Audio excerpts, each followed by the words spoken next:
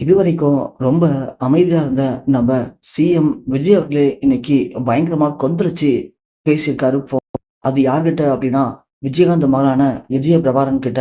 விஜய பிரபாரன் ரீசெண்டாவே நம்ம நடிகரும் சிஎம் விஜயுமான அவங்கள தாக்கி கடுமையான வார்த்தைகளை பயன்படுத்தி சில மேடைகள்ல பேசிட்டு இருக்காரு அப்படிங்கிற விஷயம் ஏற்கனவே சமூக வலைதளங்கள்ல அதிகமா பரவ ஆரம்பிச்சது.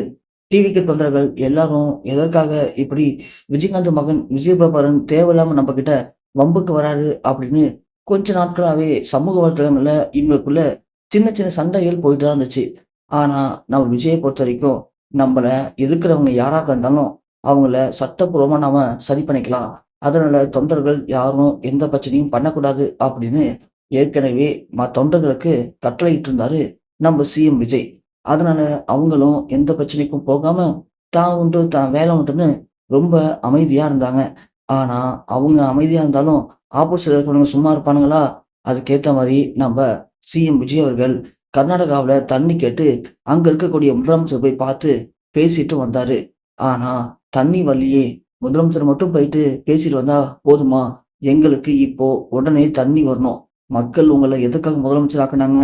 நீங்க மக்களுடைய கஷ்டங்கள புரிஞ்சுகிட்டு, மக்களுடைய தேவைகள உடனே சரி பண்ணுவீங்கன்னு தானே நான் உங்கள முதலமைச்சர் ஆக்கணும்.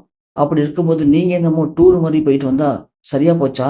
எங்களால அத பார்த்து சும்மா இருக்க முடியாது அப்படின்னு விஜயுடைய பாடல்கள் எல்லாம் ஒண்ணொண்ணா பாட்டு பாடி, இந்த பாட்டெல்லாம் பாடியிருக்கீங்கல்ல, அந்த படத்துல வர மாரி எங்களுக்கு அதிரடி ஆக்ஷனா உடனே தண்ணி வேணும். இந்த பாட்டுல வர மாரி ஓடி போங்க, தண்ணிய கொண்டு ஒடியாங்க அப்படி இப்படின்னு நம்ப சிஎம் விஜய கிண்டல் பண்ணி, கேலி பண்ணி விஜய் பிரபாரன் ஒரு பிரஸ் மீட் குடுத்திருப்பாரு.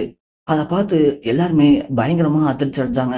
ஏன்னா, இதுவரைக்கும் விஜய் அண்ணா, விஜய் அண்ணான்னு சொல்லிட்டு, இப்போ இவர இவ்வளவு தூரம் கேவலமா பேசுறானே இந்த ஆளு அப்படின்னு டிவிக்கு தொண்டர்களும், தமிழக மக்களும் எல்லாருமே பயங்கரமா அதிர்ச்சி அடைஞ்சாங்க. அது மட்டும் இல்லாம அடுத்தடுத்து இவரு விஜய் ஆட்சிய கொறப்படுற மாரி நெறைய விஷயங்கள பண்ண ஆரம்பிச்சாரு. அத பார்த்து கடுப்பான நம்ம சிஎம் விஜய் அவர்களே நேரடியா விஜய் பவானுக்கு இன்றைய தினம் ஃபோன் பண்ணியிருக்காரு. ஃபோன் பண்ணி உங்களுக்கு என்ன பிரச்சனை? எதா இருந்தாலும் சரி என்கிட்ட ரொம்ப ஓப்பனா பேசலாம். என் ஃபோன் நம்பர் கூட உங்கள்ட்ட இருக்கு.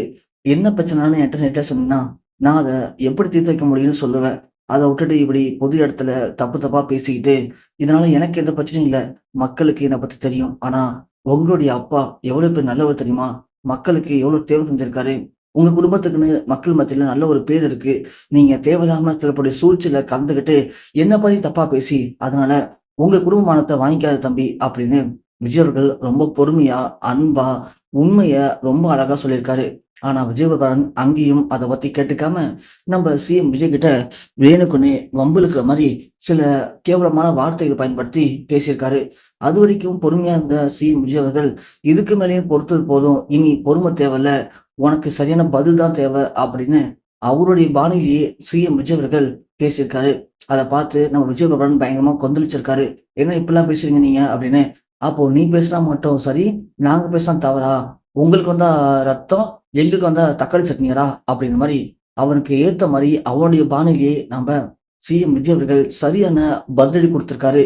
அத பார்த்து விஜய் பிரபாகரனால ஒண்ணுமே பேச முடியாம வாயடிச்சு போய் அமைதியாயிட்டாராம். அந்த மிக முக்கியமான லீக்டு ஆடியோ தான் சற்று முன் இணையத்தில் வெளியாகி பார்க்குற அனைவரையுமே உச்சக்கட்ட பரபரப்புல ஆழ்த்தியிருக்கு.